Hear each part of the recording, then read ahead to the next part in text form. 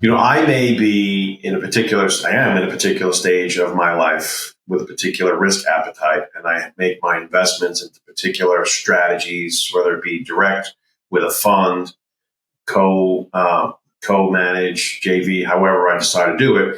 There's always that risk there and the control of risk. So who you partner with, whether it be in a JV, co-management, LPGP, however it is that you want to do it, who you invest with and partner with is very important, because you have to have an alignment of interests, especially on values, and especially on when we're talking about these stages of life. Because think about it for a second. This is what I just went through my head. Another way we need to look at this: if you're investing as an LP in a particular fund and you're in a blind pool, and you don't know who's investing next to you, and we look at it through stages of life. And let's say we go through the scenario that I brought up. I am in my middle stage of life, peak career, raising a family, but I invest as if I'm in late career, early retirement. So I look at it from that point of view. So I'm going to be a little more conservative on risk and a little more detail oriented on the risk that I take. But that doesn't necessarily mean that the people that are LPs left and right of me, who I don't know who they are, it doesn't mean that they're looking at it the same way. We could have a minority of people who think like me in the investor pool, the LP stack. And a majority of the people could be more risk takers, don't even look at risk or have a higher appetite for risk, maybe because they're younger or because, for whatever reason, they have more of a risk appetite. So now if we look at the ratio of risk appetite, me being a little more conservative on risk, and if a majority of the LP pool has got a bigger appetite on risk, or as most people, investors don't understand their appetite on risk, and let's say the GP wants to make a change and has to go out for a vote to the LPs, and I'll be like, no, we don't want to do that. That's going to be way, way, way too much.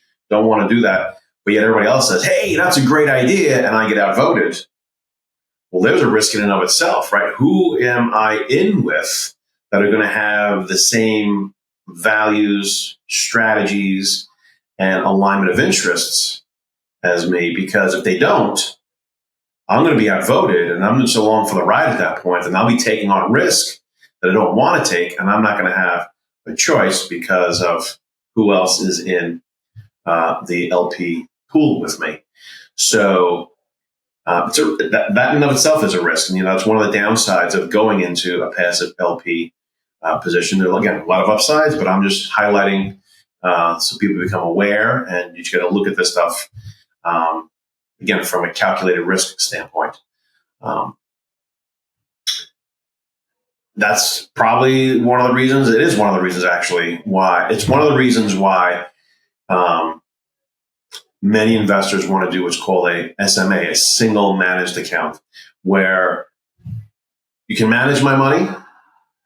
I'm the only investor on the back end of the money. I don't want my money commingled with anybody else, because I want to be in control of my risk. Because then, Mr. Manager, when you do want to make a pivot on the strategy and taking on more risk and you want to take a vote on it, I hold the only vote.